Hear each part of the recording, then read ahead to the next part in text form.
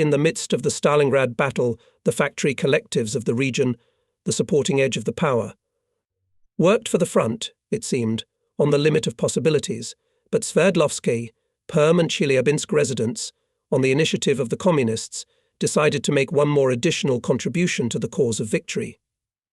On the collected voluntary funds, over and above the plans and assignments of the State Defense Committee, in the off-hours voluntary overtime labor was gratuitously produced weapons and equipment for a large tank unit, according to the latest state of the art at that time.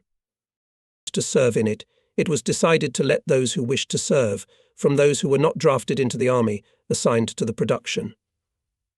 The selection was strict. 156,000 applications from those who aspired to go to the front were received. 11,000 of them were enlisted. From Sverdlovsk, Chelyabinsk tank brigades with battalions of machine gunners, from reinforcement units artillery, motorcycle, mortar, sapper and others, created in the same way in different cities of the region, and formed the Ural Volunteer. In the spring of 1943, volunteers began to engage in combat training for 16 hours a day, and in the summer the Corps joined the 4th Tank Army. Those leaving for the front were escorted to the front by the workers of the region. In the solemn, shivering to the goosebumps on the back of the atmosphere, we swore to our fellow countrymen to return only with victory, to fight with the Nazi invaders, not sparing neither blood nor life itself. The Uralians jealously followed every combat step of our corps, visited us at the front, sent delegations, each of us corresponded with our collective, from which we left to fight, reported about every battle. We were given crumbs of gifts for holidays, taking from the meagre rations of wartime. I remember, in April of the 44th, at the end of combat operations in the right bank Ukraine, we were overtaken by a wagon of dumplings sent by fellow countrymen for the Day of the Red Army. The dumplings, having travelled for 2 months, while the addressee came out of the battle, of course lost, to put it mildly, their marketable appearance. The volunteers were not hungry by that time. The food in the army had already become perfectly nourishing, but everyone ate a full pot of the former dumplings. We received replenishment mainly from the Urals. In the late autumn of the 43rd, our Ural, in the battles already awarded the rank of guards, the corps stood, camouflaged in the dense Bryansk forests, to reform. We were taken from the front line a little to the rear to replenish people, equipment, to put in order. We settled down aside from the highway, approximately in the middle between the cities in ruins Bryansk and Kharkov. Our battalion of tank troopers was knocked out by 3/4, if not more. The commander Vasily Yakovlevich Fursov was severely wounded. He did not return to service. Front newspapers wrote Fursov's legendary battalion when they told about hand-to-hand fights of our machine gunners with the enemy.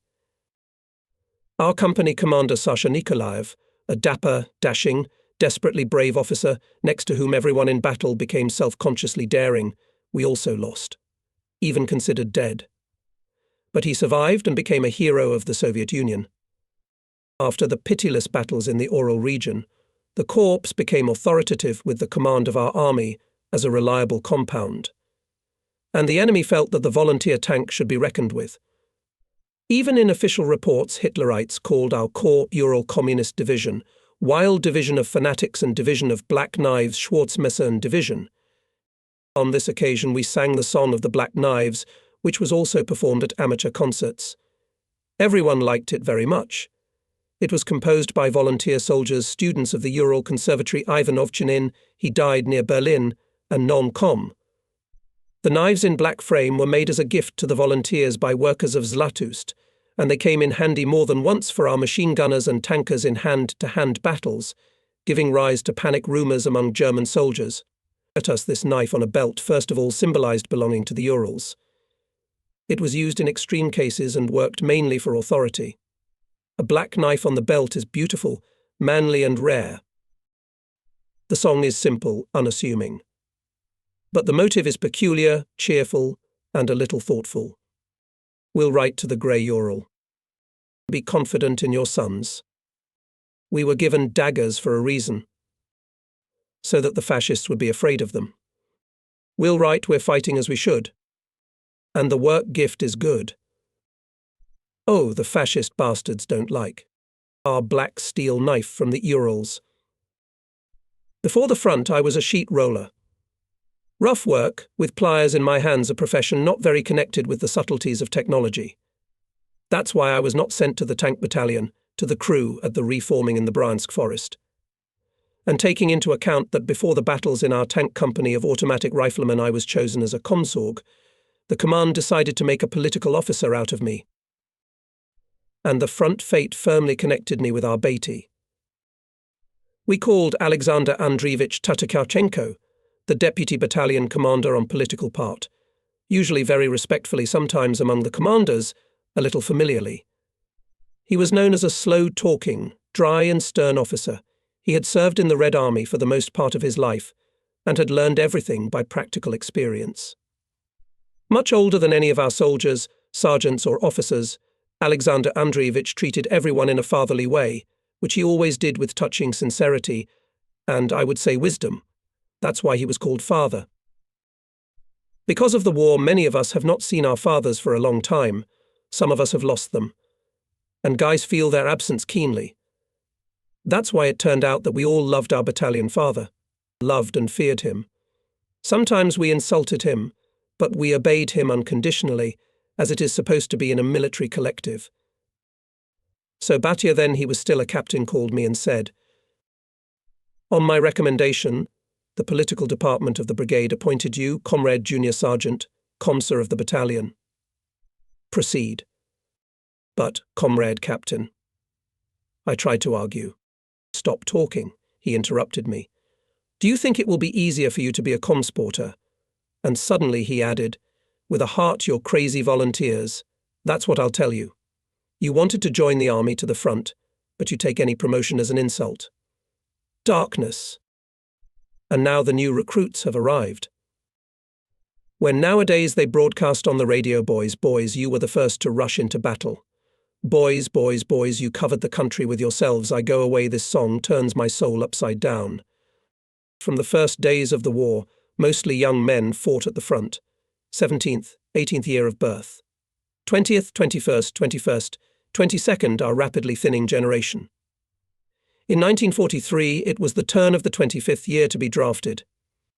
The boys were barely 18, and many managed to get into the army, and before their time, adding a year to themselves, it was done. Simply the 6 in the documents clipped and corrected the resulting 5, the 25th year of birth, instead of the 26th. Sad was the scene of the appearance of the boys that had been sent to us in the Bryansk forest. A dense rain was drizzling down, and the thick aspen trees shivering between the mighty pines were dropping their last purple leaves. The smokes of our battalion's stoves were drifting. "They're here! They're here!" rang out in the neighbourhood. We came out of the dugouts that we had managed to dig with the expectation of replenishment, to close them with a good quality roof, to heat them, to warm them up. There were very few of us.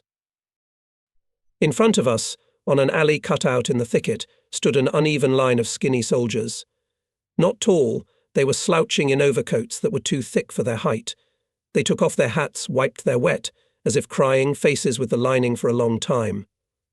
They shook themselves off, as if the drops of rain were an unbearable additional weight for them, and the frost settled on their machine-cut heads with white dust. We understood everything, that the war was in its 3rd year, and that we had no food in the factory Urals, which, like the rest of the country, gave the best to the front, and that they were tired from the road. And the fact that they're still undertrained, we'll have to train them. We are old-timers, already guardsmen. Among us there are already order-bearers. Some of us had time to pass not only the battles, but also the hospital. And yet we were embarrassed. We looked, in comparison with the newcomers, simply rich men. And older. The fighters who had seen something, though still boys themselves, were bushy-haired, curly-haired, busty and well-fed. And these are bare-breasted, thick-skinned boys. Ivan Kutsurak, the acting commander, accepted the report, greeted them and congratulated them on their arrival. He was so upset that he immediately went to his dugout to calm down, to gather his thoughts. What to do, where to start. After all, soon in the battles. Batya stayed in front of the formation. It is not proper for a political officer to lose heart. He must have the stamina for the whole battalion. And maybe that's why Alexander Andreevich turned grey so early and shaved his head naked. That's how it is younger. Otherwise it's awkward in the youth battalion, he jokingly justified himself. Well, how? Swifts. He began with a meaningless question, mockingly and tenderly looking at the guys. Silence. And we are not Swifts, finally someone objected from the left flank, quietly and resentfully. Father smiled good-naturedly. Wow. There are roughs too? What's your name?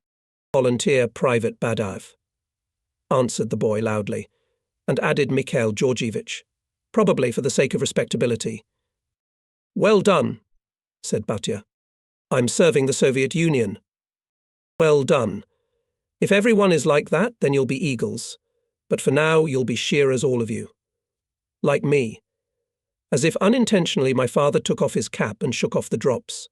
The ranks smiled. No, the whole formation smiled, lit up somehow. And Batya continued, those of you who are volunteers, raise your hand. I mean those who should not have been drafted yet, well, let's say, who somehow added a year to themselves or somehow cheated. Cunning and savvy are highly valued here. Nearly a third of the 400 raised their hand. Well, here we are. Father turned to us veterans and winked to see how many new volunteers have arrived. That's right. We've been informed that there's a great addition coming from the Urals. I hope all the others didn't mind going to the front too. Whose fathers are fighting? More than half the boys raised their hands. My father saw the gloomy faces of the rest of the boys who didn't raise their hands and added, and who had fathers who died. Almost all the others raised their hands. Snowflakes swirled in the dust of the rain. Father thoughtfully caught one in his palm, sighed, looked at the grey, almost black sky. Well, don't think that the weather here is always unhappy. It can be sunny. So let's consider our acquaintance begun. My surname is Tatakenko. I serve in the battalion as Deputy Commander in Political Affairs. Now you'll be taken to your dugouts. Dry yourselves, then we'll have lunch. He nodded to the veterans again and finished seriously. It's wonderful that we've got real fighting people, not sons of mama's skirt.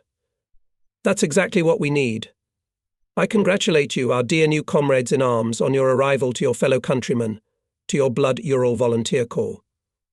This is a great good fortune for you. Petty officers, deploy your companies. As now I see our joker and dancer, never discouraged Petty Officer Vasya Koryakin, a railroad machinist from Kirovograd. Despite the rain and snow, without an overcoat, perfectly tucked in, polished and smelling of weight for me. Cologne for 3 meters, Vasya Koryakin approached the ranks in a parade-like manner, as if on an asphalt parade ground.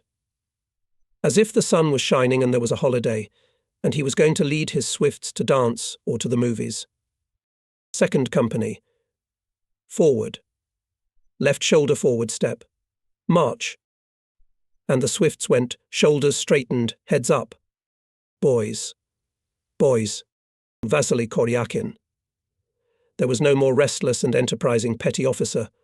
Only Nikolai Kulikov, a petty officer of the 1st Tank Battalion, a volunteer from Kamensk-Uralsky, could compete with him.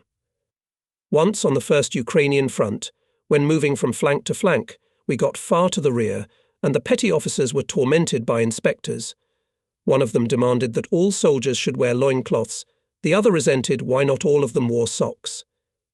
And these petty officers ordered that all the guys on the right foot should wear loincloths, and on the left foot a sock. At the inspection they only had to figure out what the inspector wanted. Even our Batya, to what a connoisseur of the most delicate details of army life, and that, hearing about this innovation, doubted. He met the company near the field kitchen and commanded take off the right boot, then the left. This is a mockery of the soldiers, comrade petty officer. No, it's not. Not at the soldiers. The volunteers were cunning. After our Swifts arrived, the next day the smallest of them, Kostya Verkovik, was attacked by a dog. In broad daylight. He was standing at the post at the warehouse with canned food, wearing a helmet, looking like a mushroom, with an automatic rifle on his chest, and was carefully doing his duty. And why should a passing mongrel, which had been picked up and fed somewhere by the tankers of the 2nd Battalion, be interested in our Kostya? Stop. Stop. Get back. He chased it away. But the dog, whether it decided to play with him or got angry, grabbed him by the overcoat. Shaking his head, dragged him, tore him. Then again. And again. And the boy roared with surprise and annoyance. Probably such an attack on the sentry and his confusion looked funny. 2 other Swifts stood aside and laughed, until the guide came running and helped Kostya drove the dog away. It became known that our Ural Volunteer Corps would be awarded the Guards banner the other day. My father let the Swifts talk. We found out that after the next battle everyone can be considered and presented to the rank of Guards. But the nimble Misha Badaev, that at the first meeting took offence at the nickname Swifts, made a hopeless conclusion. We'll never see the badge of the Guards, as if it were a badge of the Guards. First we must learn to fight with puppies. In front of me lies an old photograph of Mishka. He is in the hospital, in a dress shirt, with a badge guard screwed on it. This is his favourite picture for the rest of his life. There is another one. He goes in a column of veterans of the Patriotic War on the festive Chelyabinsk, on the day of the 25th anniversary of the victory. Mikhail Georgievich became a father of 4 children, and now a grandfather. He is a trickster in conversations as before. Then, in the Bryansk forest, our Batya took Kostya Verkhovyik under his protection. I don't agree with Badaev. Of course the case is unusual. But I'm sure if it hadn't been a dog. I'm telling them the same thing. Kostya Verkhovyik couldn't stand it. And the dog is ours, not German. And if it had been German? Misha asked wryly. I would have given a warning shot from a machine gun, and then a line into it. Kostya answered without hesitation. Death to the German occupiers? Of course. They destroy everything in our country. And we to them. I couldn't find the words in the fervour. We'll reach Germany. Stop, stop, stop, Batya calmed them down. Of course we'll come to Germany. But with what? Will we still have a head on our shoulders? And we'll probably think. There are different people in Germany, not just fascists.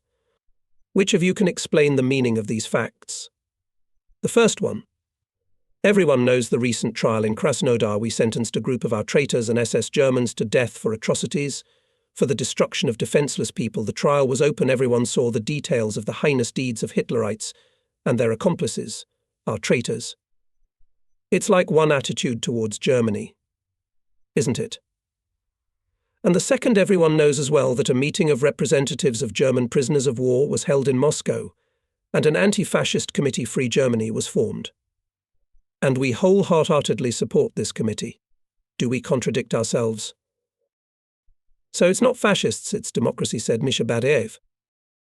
Yes, they gathered on a democratic worker-peasant basis. The intelligentsia has joined in, clarified Batya. There's even some grandson of Bismarck on the committee, but he's also an anti-fascist.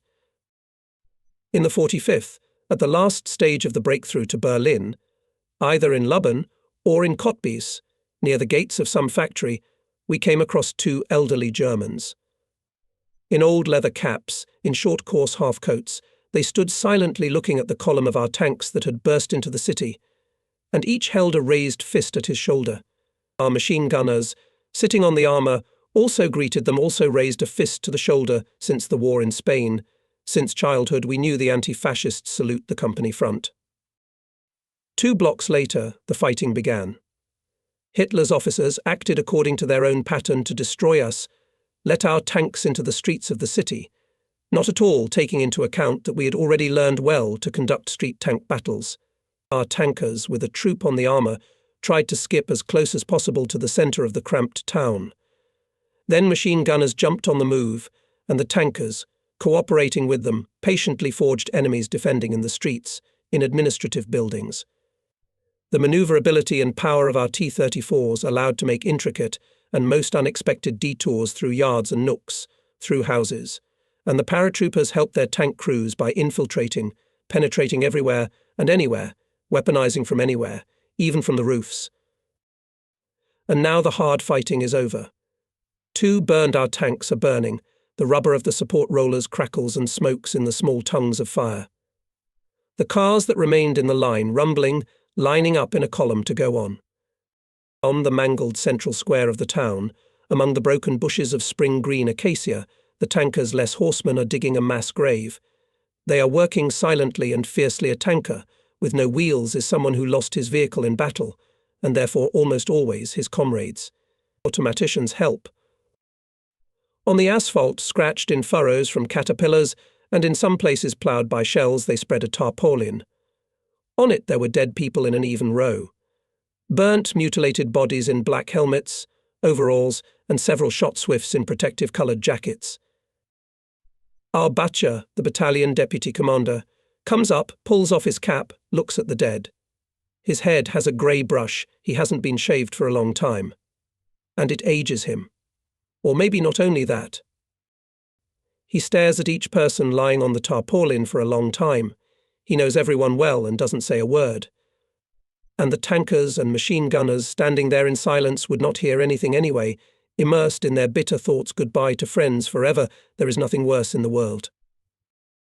Suddenly Batya became alarmed. Next to the dead guardsman lay a wrinkled man in an old leather cap and a civilian half-coat.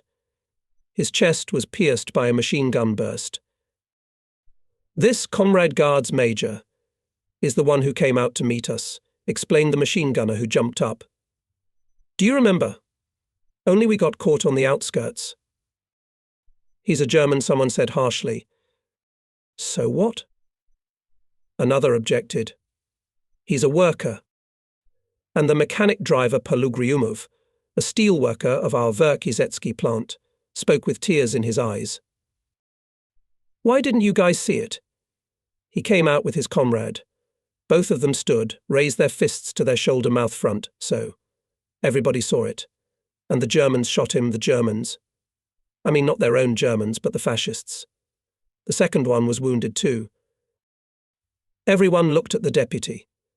Batya lowered his head and covered his eyes. An officer should not show his feelings in front of his subordinates, especially when the feelings are complicated. Our Batya buried many of his soldiers during the war. And now? Almost near Berlin? Put a citizen of an enemy state in the same mass grave with ours. Invite civilian Germans from the nearest cellars to the funeral, Batya finally said. Be polite. We'll do everything in the best way, Comrade Guards Major assured him. In this city of the future German Democratic Republic, we were the first representatives of the army of our country. By the 45th year, our Swifts became real volunteers, said more than once after the war engineer, Vasily Nikolaevich Nikonov, former combatant of the 2nd Tank. Volunteer was quite a definite concept.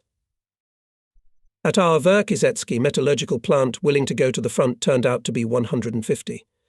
Conditions, as I have already said, were set: tough military technical and political literacy, perfect health, and most importantly prepare a replacement at work, from women or young boys. This was the case at all plants.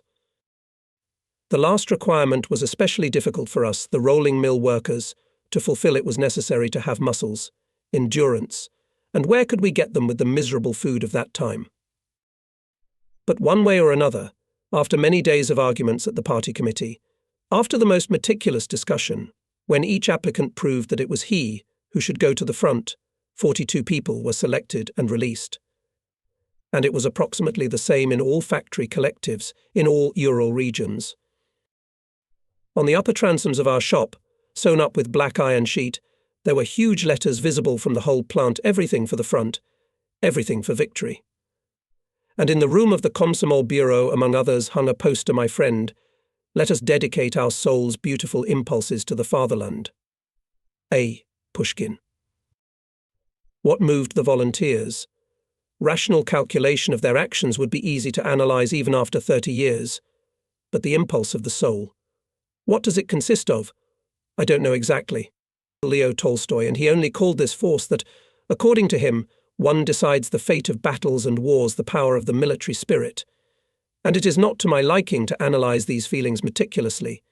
We were not drafted, not persuaded, on the contrary, not let go. And we went. We went into the mud, into the blood, into deadly fights. We went into hardships and deprivations, which we had enough of in the rear. I spent several days preparing to write a request to be enrolled in the Ural Volunteers. I was thinking about how. And it turned out that I was riding in a streetcar to work and noticed an old woman, someone's mother, looking at me with sad, sad eyes for a long time. She may have had a son killed at the front, and I am standing in front of her in a dashingly bobbed hat, young, healthy, red-bearded. I came to the shop, changed into overalls, took a piece of paper from a notebook in the Komsomol bureau, and wrote in a volley I believed that I must defend my state, the right to work and study, not waiting for my comrades to do it for me. I am perfectly healthy, hardy, not afraid of any work. Now the Red Pathfinders of the Sverdlovsk region painstakingly study the history of the Sverdlovsk Tank Brigade.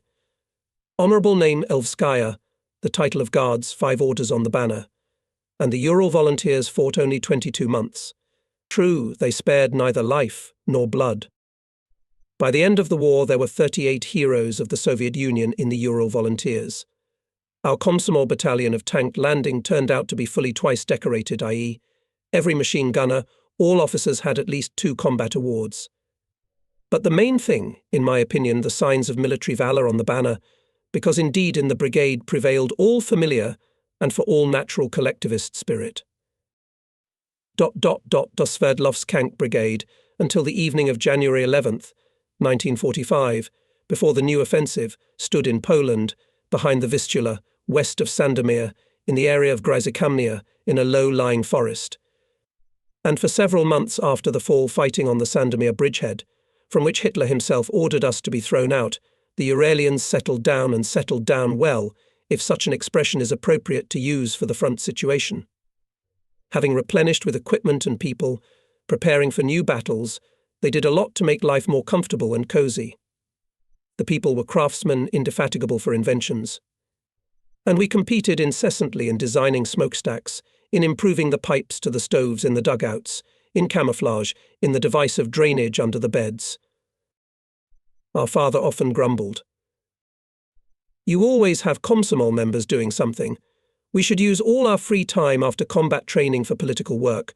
We're not at home in Europe. It's getting dark. Where are your agitators? The truth is concrete, Comrade Major. At the moment they're helping Uncle Vasya to make targets for tomorrow's shooting. At the front, unfortunately, there were almost no study aids. And that's why Uncle Vasya Vasily Ivanovich Sosnovsky, the artilleryman of the battalion, had to make it up in our battalion. We had to prepare targets, but there were no boards, nails or paint. And Uncle Vasya, who was universally respected and even worshipped because he was able to fix any malfunction of the machine gun in no time, and with 3 rounds to adjust the sight to the highest class of accuracy, quickly found a way out of the situation, always having helpers in any number. We took a thicker aspen, split it into strips, and carved the waist silhouette with an axe. The nails were cut from German barbed wire. There was plenty of it in Europe. For blackness, the target was burned on a fire. Classes on combat training were conducted very intensively, every day, not less than 10 hours, and constantly at night. From September to January on the Sandomir bridgehead in rain and slush, in wet snow and chilly fog, day and night the troops, being in tense defence, studied.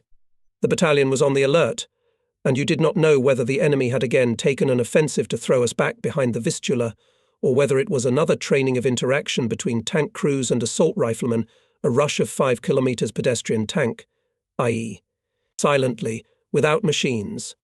German language courses worked. We practiced to act at night in small groups of 3 or 4 fighters. We mastered a new automatic rifle PPS, which replaced the PPSA, Moita, more perfect. Again, jumping from the tank at full speed, and be able to catch up with it, climb up on the armour, at any manoeuvre. And the tankers have their own, but according to the same law, all the best acquired in battles must become the property of all. This is the interchangeability of the crew. This is the experience of ammunition stowage over and above the prescribed. The experience of driving at night in total darkness. The experience of long distance raids without stopping. And bits of experience the actions of tankers with machine gunners in the conditions of city streets. Further in the west, brothers, It is cramped, there will be no Russian and Ukrainian expanses. There you can't deploy tanks along the front. We will act in columns, maneuver among stone buildings. These words of the commander of our brigade, Guards Colonel Nikolai Grigorievich Zhukov, are still remembered. Our commanders were able to look far ahead. At the classes of the organized political school, where everyone got acquainted with Germany in detail, at the Komsomol meeting, at the bureau, at the daily operative meetings, in any conversation the main thing were thoughts about how we would act. The experienced staff of the Corps was preparing for new battles thoughtfully and seriously. Of course, not without excitement. You bet. The enemy has been expelled from the borders of our homeland. The last decisive battles for victory over Hitler's Germany are coming. The liberating mission of the Red Army, cleansing Europe from fascism, has begun. These are my words from the newspapers of the time. And from the front and army and our Corps newspaper volunteer. These are the thoughts we lived with then. The Komsomol members, our Swifts, lived with them. They continued to be called so, although everyone's hair had long since grown back. Amateur company and platoon hairdressers tried to make the most fashionable hairstyles. Our battalion continued to publish a daily handwritten newspaper, Aftermatchik. Guards Private Slava Yakubovich, who produced it in 10 and then 20 copies, adapted so well that this work took him an hour, no more than an hour. He fulfilled this Komsomol assignment very zealously. Automatchik, a standard typewritten piece of paper, on both sides unfolded text in block letters, as in a real printing newspaper. After the defeat of some German headquarters in previous battles, Slava had a pile of excellent copy paper and excellent thin but thick paper. He fixed 10 copies at once on a specially adapted board and drew the whole page with a thin, hard pencil. According to the layout which we had drawn up beforehand, having calculated all the headings, columns and sizes of notes. A tank, a guard's badge, a machine gun, and other elements of design Slava was able to depict with a few strokes. The unique newspaper, his own native battalion newspaper, there was no shortage of those who wanted to speak in it, was not only popular with everyone, but also a special love. It was never smoked. It is still kept by many fellow soldiers. In school museums of the battle glory of the Urals, there are copies in the Central Museum of the Soviet Army. Only our Batya was somewhat skeptical about it. No, he of course was pleased that in the battalion entrusted to him there was a multi-circulation combat leaflet known among political workers on the entire Ukrainian front. But he did not let us, the Komsomol Bureau, rest on the laurels of best practices. Well, he used to mutter after reading the next issue from line to line. On paper you are doing great, you are ready to storm Berlin and hang Hitler. But what about here? And he tapped his finger expressively on his huge bald forehead. What he was pleased with was the widespread enthusiasm of our Komsomol activists for geography. The guys could draw a map of Europe, the borders, the front lines from memory. They could list all the cities and towns from Sandomir to Berlin. They knew the latest news not only from all our fronts, but also from the whole country, about the rear, and about the affairs of the Allies, about their difficult defensive battles in the Ardennes. And the Swifts became bolder, more confident in themselves. The combat experience appeared for a year of uninterrupted actions, and their own land was liberated. And the fresh brain, constantly excited by the exhilarating mood, absorbed so much information, as they say now, that Batya only grunted. Well, he gave us a skepticism that cooled us down, and slowly, deliberately tedious, began to list the blunders, and in the second company yesterday shot at the credit, not all excellent, and in the first the sentry at the post fell asleep.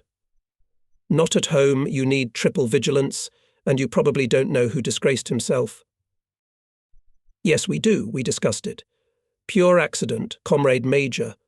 Do tankers exempt mechanic drivers from duty? A mechanic will be in a special position in battles now. The one who was supposed to go got a letter from the Urals. He was also exempted from duty to write a reply. And this one was persuaded to stand in return, he agreed, though he himself hadn't slept for 2 nights. They noticed it at once and replaced him. Nonsense. Everything is nonsense to you young people. You're ready to fight for 10 more years. Absolutely not, Comrade Guards Major. Sasha Permanov objected in an emphatically formal manner. There's a lot of work to do at home. This year we must definitely fight back. My father fell silent. Perhaps he thought the Swifts have grown up. Sasha Permanov had already been elected party leader in the company by the young communists, or perhaps Batya remembered how once he had decided to check the soldiers' duffel bags, and almost every Swifts had all sorts of portable tools. Some had screwdrivers, some had vise grips, pliers, nails, drills, trophies from German camping workshops after the defeat of their tank units. And it wasn't lazy to carry them with you. But Uncle Vasya, the artilleryman, in his flying shop was supplied with trophy tools very well. When the rumble of artillery preparation announced the offensive of the First Ukrainian Front, each of us felt not only the shoulder of our battalion comrades, but also the left and right flanks as far away as our imagination could reach. Somehow even mundanely, with the usual light excitement, as if at a regular training session, the brigade had left its camp the day before and moved to the initial position, to the front line. It was only when hundreds of guns began to speak at once. Perhaps the Allies are doing very badly in the Ardennes, we will have to start early, someone suggested. And he was right. It is known that on the morning of January 12, 1945, the Soviet army began the largest offensive. 5 fronts along the entire Soviet-German front prepared for it. Mutually linked several operations, the glorious pages of the Great Patriotic War. East Prussian by the forces of the 3rd and 2nd Belarusian fronts, and Vistula Oder by the troops of the 1st Belarusian, 1st and 4th Ukrainian fronts. There was a task that every soldier knew to defeat the strategic groups of the enemy and open the way to Berlin. The Ural Volunteer tank went forward as part of the 4th Tank Army of the 1st Ukrainian Front. Numerous memoirs about the war, including the commander of the 4th Tank Army, Dmitry Danilovich Lelushenko, who paid tribute to our 10th Guards Corps, described this operation in detail. After 2 hours of artillery fire, the Hitlerites' defence was broken. Ploughed over, there was no living place left. The gun rampart was moved to the depth of the enemy's location, and the glorious infantry of the 13th Army went on the attack. And by evening the tank armies of the front were put into battle, illuminated by rockets' night. Avalanche of tanks, painted white, flowing rapidly across the snow-covered fields, in several rows. As now I see some tall, huge barn, and the river of tanks, bifurcated so as not to hit it, wraps around the right and left of someone's peaceful building. But I turn around when we have passed it, the barn has collapsed. No one had hit it, it just crumbled, the ground shook under the stomping of the mass of heavy machines. There's 1,000 motor murmur, an all-destroying clang. To feel oneself a part of such power is a great happiness in life. The Ural Corps was moving at the head of the 4th Tank Army. The Sverdlovsk Brigade entered the breakthrough following the Chelyabinsk Brigade in order to overtake it when it was delayed in meeting the enemy, and to rush on. When the Sverdlovsk Brigade encounters heavy fighting, it will be overtaken by the same maneuver by the Perm Tank Brigade. And Chelyabinsk, meanwhile, will do its own and catch up with Perm. That was the plan, fist by fist, replacing each other. The main thing to the west. To the west. After 40 to 50 kilometers, tank armies separated, each on its own route, the territory occupied by the enemy cut to shreds, and the advancing front successfully moved forward. Under the pressure of tanks, covered by groups of disparate units, the enemy did not have time to roll back to the west, scattered on the sides. Almost 24 hours, our 30 checkers were rushing without special fights, knocking down on the move in short skirmishes Hitlerite garrisons, which did not have time to prepare for the meeting with us. Most of all, there was work for machine gunners of the paratroopers. Boxes with spare ammunition, strapped directly on the armour, were quickly depleted. Good the supply didn't fail. The guys of our battalion, who never knew any interruptions in ammunition and grenades, still, when they remember, say thank you to the Chief of Ammunition Supply, Sverdlovsk volunteer Mikhail Alexeyevich Zykov. He was always on time, not waiting for the battle to end. Now, after so many years, it is very difficult for me to convey the feelings of a tanker who broke through into the enemy rear, the feelings of a machine gunner on the armour. Chelyabinsk Brigade, bypassing resistance nodes, moved forward quickly, and at 2 o'clock in the morning of January 13th, met a strong rebuff of the enemy at the boundary Gumanis-Maleshova. A brutal battle ensued. The commander of the Sverdlovsk Brigade, Colonel Zhukov, according to his task, left the 1st Tank Battalion for cover and led the brigade on its route. Again came the dawn. How does a tank brigade usually moves at high speeds in a column, in the rear of the dazed enemy? In front 3 tanks, a platoon of reconnaissance. At some distance the lead battalion or company, farther on the main force. For example, 3 tanks broke out on the highway. Just crushed, overtaken on the move, a group of the enemy. Crushed trucks, Hitlerites. Automaticians from the armour with their fire, bursts and grenades, destroyed all fleeing. In front, still no one. To the right and left, by all signs, is a frozen swamp. It is necessary to pass through quickly the place for the battle, which is possible every minute, is not the best the highway is narrow. It's deserted, and the lead vehicle suddenly stops. Tank commander shouts mechanic driver on the TPU. What else is there? A horse, comrade lieutenant, the driver answers. What horse? I ask what stopped. The horse. Alive. The commander throws back the turret hatch, stands up waist deep outside, but he can't see what's there in front of the tank. The machine gunners jump down to the road. The driver gets out of the car. The horse, comrade lieutenant. Wounded. You. The commander is nervous. On the radio from the rear tanks requesting swearing. What happened? You found a place to stop. Did you have a craving or what? He also gets down, goes to the forehead of the car. There, in front of the tracks, a horse with broken legs is lying across the highway. The mechanic and the machine gunners are trying to move it away, but the bloody croup is frozen. It won't budge. Give me the rope.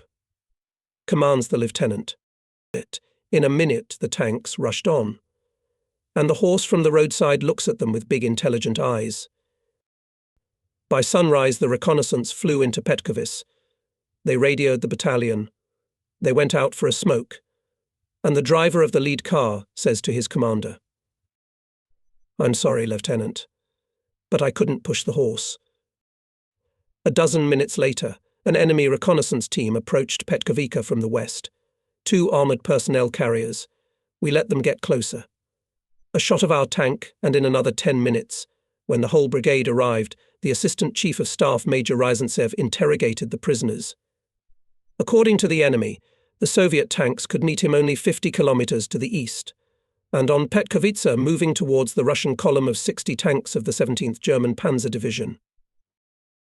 Combrig Colonel Zhukov, short, curly-haired, black-haired, overcoat in a cape over overalls. He is cognobilizing the 3rd day without sleep. The tanks almost never stop, but his head is fresh. He chuckles slyly and decides. We dodge the battle, we fulfill our task. Let's go around. Our goal is Loussouf, the crossroads must be ours first.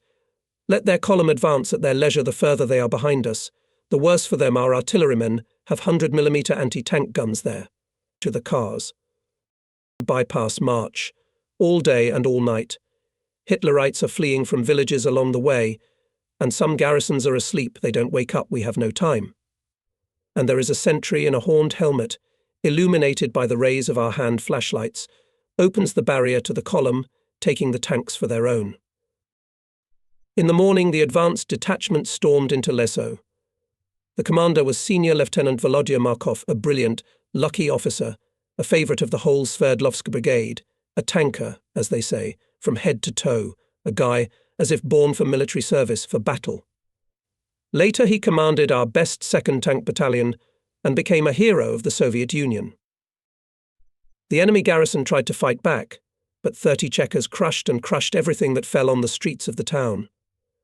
Automaticheski paratroopers cleared block after block. Detached Gina Bolkov, a quick white-haired swift. With his men captured the headquarters and captured the commander of the 248th Artillery Regiment of the 168th Infantry Division, who did not have time to dress properly. You sleep a lot, the guys remarked to him. But the Nazis did not sleep through everything. In half an hour, their 168th Division threw a battalion of infantry with 20 tanks into a counterattack on Liso, brought 6-barrel mortars. The first onslaught ours repulsed. The enemy then pulled up additional forces. The brigade commander with 2 battalions of tanks and 2 companies of machine gunners rushed to Volodya Markov's aid. But there were already 60 enemy tanks. Another 50 armoured personnel carriers tried to break through to the centre of the town during the second and third counterattack. Then came another 15 German assault guns and a division of artillery. 6-barrel mortars began firing at the volunteer guardsmen. Houses went up in flames. 12 counterattacks had to repel tankers and machine gunners of the Sverdlovsk Brigade for that day. 8 hours of continuous battle. La Suve was burning, explosions of shells and mines blew up brick, plaster, floorboards with clouds of smoke. 30 Chetverki then manoeuvred, shooting back, then burst forward. Traces of armour-piercing shells bollocks, red-hot, lined the air. Here are the lines from the preserved letter of Nikolai Verkovitz, a volunteer rolling machine operator, to his factory. ... The new 85 guns on the 30 Checkers, I'll tell you, are suitable. The tank commander Mikhail Pobedinsky, in a duel with the last model of the German Royal Tiger, splendidly pierced his 300mm forehead and pierced through. I saw it myself. Several dozen tanks and armoured personnel carriers destroyed ours. Some of ours were also hit, lost the ability to move but continued to fire, fought. 5 Royal and 8 ordinary Tigers stood dead ahead of us and prevented the enemy himself. Then he went around. The Tigers began to ram the outermost houses, where our machine gunners were lodged. We barely beat them off. But then, dear comrades, our brigade received bitter news. Commander Zhukov is dead. Colonel Zhukov is dead. Can you imagine? And ours became furious. We launched an attack. Automatic riflemen pulled shells out of the hit and burning tanks carried them to the active ones. It's not easy for our Swifts in the clash of iron with iron, but they are good. Tanks with black crosses on the armour stopped, then crept, then crawled away. In pursuit of them, ours rushed at their artillery and mortars. We paid them back in full. After the battle, it became clear to everyone that Colonel Zhukov had really died, although many did not believe it. His body was thrown far away from the tank, which exploded from the enemy shell. Such is the fate of tankers in battle. All are in the same conditions, and the colonel and lieutenant and private. Our Zhukov was always in all battles where the most tense situation was formed. Nikolai Grigorievich we will never forget. His photo is in every former volunteer of the Sverdlovsk tank. We buried him in Lviv. We are the Sverdlovsk Lviv Tank Brigade. Many things are not told here. In these notes, my dear friends, my fellow soldiers, grey-haired, bald, aged veterans, former Swifts. I'm not writing the history of my native 61st Guards, Sverdlovsk, and not the history of our battalion of machine gunners. And though the flying years push those memorable events farther and farther away from us, there will be new books. The Veterans Council keeps everything that is necessary for this. In the days of crazy driving on tanks, when our Sverdlovskaya was 80 and 120 kilometers ahead of the advancing front line, remember what kind of organization was in the brigade. At speeds no car should not lag behind, the brigade is always in a single fist, ready to give battle to the enemy at any moment. Do you remember how many wounded were left in the line? A little bit lighter wound, a guy doesn't want to go to the hospital. He is driven away, the airplane provides, it seemed to be happy, have a rest. But the guy shirked, continued to act, trying, bandaged, only to keep out of sight of his superiors. And now, after many years, we can already admit that they were helped by the head of the sanitary service of the I Brigade, Major Irakli Machvili. His car with a red cross was always in the battle order of tanks. He picked up only selflessly brave medics. You don't want to go to the hospital. Can you stay down? That's right. You have to move, it will heal faster. Life is movement. Heroic doctor. Do you remember that the engine of the T-34-85 tank had 250 hours of operation, but mechanics drivers in complex maneuver operations squeezed out 320 and 350? Golden Hands of N. Yanenkov, I. Morin P. Morozov. And they were not shy in speeds while the tiger will turn. I will go around it on my 30 sheverka, it was said for the sake of a red word, but not without reason. On January 15th, a large column of troops began to sneak past the liberated with the battle Promnik, where Volodya Markov was wounded, in the evening in semi-darkness. Swifts. Petya Chashin and Genia Troitsky, in the combat guard, argued ours or not ours the column was coming from the east, and in such an order, as if on the offensive. But since they knew that with the capture of the Promnik station our tank armies had completed the encirclement of the enemy's Kielce-Radomsk grouping and cut off its last escape route by railroad, the guys correctly decided that the column was slipping out of the ring. Reported to headquarters. Vladimir Grebnev's company of tanks rushed to the front of the column. As a result of the attack, the enemy tank was hit, several armoured personnel carriers, 50 crushed vehicles, 150 abandoned by Hitlerites, 126 prisoners. But Vladimir Grebnev himself with Nestorov's 30 Cheverka disappeared. A good crew and a company commander. Swifts more than an hour looking for the disappeared. Covered all the groves, ravines, until finally the tank did not appear, returning from the chase for the remnants of the broken column. The new brigade commander, the former chief of staff Vasily Ivanovich Zaitsev, called Grebnev and calmly, briefly reprimanded they were looking for a company man, and he was chasing unkilled Hitlerites on a tank, trifling. We, Comrade Lieutenant Colonel, for cars, justified Grebnev, and got carried away. For cars. On a tank? Well, yes, the road is bad, it holds them back, but nothing for us. We overtook 15 of them, but we had to hit 2 of them with shells. The chauffeurs must have been highly qualified, and probably their superiors fought them off. Why? Our 30 Cheetah is as good as a passenger car. Kombrick softened and gave the order to present Nestorov's crew for awards, both mechanic driver Volkov and firing Bailitov. And I'm warning you. For the last time such adventures, he added, we did not come here for motorcycle racing. However, our marches with short battles resembled motorcycle races. The encircled Kielce-Radom group of German troops was being destroyed by the front's formations, and tank brigades were disorganizing the enemy's actions to the west.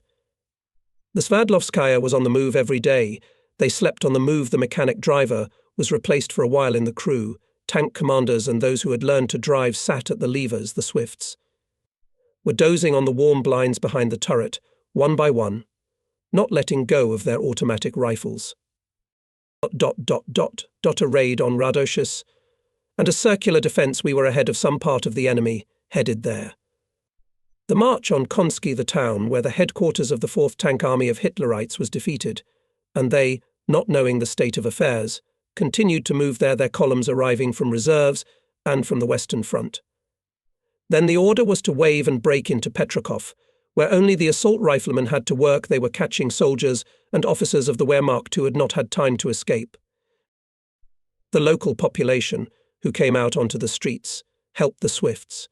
Crowds of enthusiastic people encircled our vehicles, carried treats, admired, hugged the guys, called them to their homes.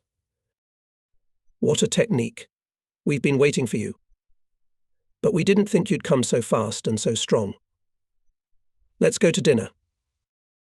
And we told with pleasure that our neighbours on the right, the troops of the 1st Belarusian Front and the army of the Polish army, had liberated Warsaw the day before, and congratulated them.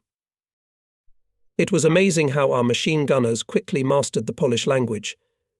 Then it was the same with German and Czech. They say that the Ural people have natural abilities, born polyglots, perhaps because our region has been multinational for centuries. There were 20 to 30 nationalities in the Sverdlovsk brigade. I don't know exactly, I didn't pay attention to it then. I remember that in one hand-to-hand fight a grenade was thrown at Rivaz Magomedov. The shrapnel hit his ears and forehead and smashed his automatic rifle clean through. He grabbed the Hitlerite's chest in fury. Why did you break the machine gun? And with his fist broke the bones in his face, knocked him to death. And when they filled in the award list for Bogotistvir, they asked what nationality he was. Magomedov answered without hesitation. Uralian, of course. In those days when we were fighting our way from the Vistula to the Oder, Goebbels announced all over Germany that a new top-secret weapon had been invented that would stop the avalanches of Russian tanks and make a decisive turn in the war.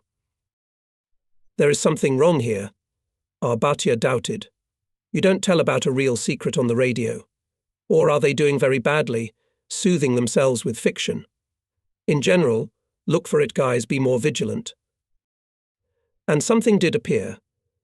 Among the tankers there was talk about some Faustniki. Several vehicles were knocked out of action, unexpectedly, out of nowhere, by shells coming from nowhere, breaking through the armour. Automatons Petya Chashin and Sasha Pechenkin managed to capture a Faustnik. Faust Patron, which the Nazis began to arm the most desperate, really theoretically could stop any tank. It is a light tube with a powerful shaped grenade. It, with a tail and stabilizer, is pushed out of the tube's strong fuse, flies fairly accurately into the target and explodes, barely touches any surface. At first, our corps tried to weld on the brackets on the sides of the tanks false boards made of thin iron sheets or metal mesh. The correct calculation was that a Faust grenade would explode against the barrier, but the tank itself would not be damaged. It seemed to be effective, but how to act the machine gunners on the armour when there were such barriers? The guys got discouraged. They gathered the Komsomol activity of the battalion. My father calmed them down. This Goebbels' Faust Patron is a straw for a drowning man. The invention was shambolic. It would have worked against the Nazi tanks themselves. They had been ambushing them all the war, so they invented it, against those who see poorly. And on our 30 checkers, on the armour itself, 3 or 4 pairs of eyes in addition. Am I right? Or have the assault riflemen forgotten that their main duty is to guard the vehicles in battle? Master the enemy's newest secret weapon, the Komsomol Bureau decided. And the tankers soon gave up their false boards. It was a shame. Nikolai Yanenkov, one of the best mechanic drivers of our brigade, master of tank driving, laughs remembering. They gave SS men the highest level of soot. They came to Europe to liberate from fascism, and the cars with these anti-Faust screens no 30 checker. Figure, no beauty. Some iron shed is driving. They refused because in the rapid offensive nimble, omnipresent, and everywhere successful Swift's automatic machine gunners not only needed a lot of Faust patrons, which the Nazis did not have time to use, but also instructions to them on tissue paper. And they studied them, and began to shoot themselves. And in a matter of days, almost everyone mastered this new top-secret weapon. It turned out, as the old saying goes, the devil is not as bad as he is made out to be. First of all, the person firing the Faust grenade was bound to discover himself. He had to put the tube on his shoulder and stand so that there was no wall or obstacle behind him, otherwise his back would be burned by the bursting flame. So, if you look carefully, Faustnik can be destroyed in time, while he adjusts, takes aim, letting the tank to be no further than 150 meters away. Secondly, you can see the grenade in flight, which means that it can be shot in the air with a good machine gun burst, and the paratroopers have learned to do it as if they were hunting ducks. In front of me, an old frontline photo, made later died photographer of the political department Alyosha Koshkovsky. On it, in a cloud of smoke, Slava Yakubovich produces a shot from the most secret Nazi weapon Faust Patron, as it is written on the back. And I remember an incident just before the Oder. Several tanks with machine gunners had to take a village somewhere on the flank. We were about 1 kilometer away, and we could already see it. And returning from reconnaissance, our corps' small plane dropped a pennant with a note, "Be careful," full of Faustniki. They came on armoured personnel carriers. Tankers deployed vehicles along the front, so that approaching to shoot down the defenders' shells, machine gun fire. Here we can already see on the outskirts of the solid row of Faustniki put their pipes with piers, grenades, on the ends. They prepared to meet us, as if they were waiting for us in advance. 400 meters remained, 300, 250, and the tanks stopped. The pause lasted a second or two. The paratroopers jumped off the armour, habitually, easily and dexterously. All put on each shoulder on the trophy Faust, turned in a chain and walked across the field to the village, in full height, automatic rifles on the chest. Boys, boys as the song goes. They were still Swifts, mischievous and venturesome, dashing, reckless. But they were already Ural Guardsmen, calm, strong, confident in their ability to beat the enemy and in the rightness of their cause. And most importantly, with an excellent knowledge of their enemy, with a subtle psychological, even, I would say, political calculation of their friendly actions. They gave a volley from Fausts, followed by another. With cries of Faust, Faust, the Nazis dropped theirs and ran. Our tanks moved into the village, but almost nothing had time. Demoralized Faustians jumped into their armoured personnel carriers and gave full throttle. Those who could not scattered in foot order, falling under the fire of machine gunners. Only one elderly officer, tall, with glasses, with many awards on his chest, shot back until he was destroyed, and he managed to mortally wound Kostya Verkovic, the same Kostya who was attacked by a dog in the first days of service in our battalion. On January 21st, the troops of the 1st Ukrainian Front began to reach the Oder. The troops of the 4th Tank Army broke through to the Oder before the others, so it is written in the history of the Great Patriotic War. And then in the next order of the Supreme Commander-in-Chief, it was said the Red Army struck the enemy an unprecedented blow on the whole front from the Baltic to the Carpathians. Soviet troops with persistent fighting advanced from the borders of East Prussia to the lower reaches of the Vistula River by 270 kilometers, from the bridgehead on the Vistula south of Warsaw to the lower reaches of the Oder River by 570 kilometers, from the Sandomir bridgehead. 480 kilometers, the last figure, is ours. The case was with our participation. I again quote, history tank troops were advancing ahead of the general armoured armies, paving the way for them to the west, and among the tank troops of the 1st Ukrainian was our Ural Volunteer, our Sverdlovsk Brigade. In it our battalion. In it our native Swifts. They reached Berlin, then liberated Prague. And by the end of the war our brigade was called as follows: the 61st Guards Sverdlovsk-Lviovsk Brigade of the Order of Lenin, Red Banner Order of Suvorov, Kutuzov and Bogdan Khmelnytsky. I am proud to have served in it.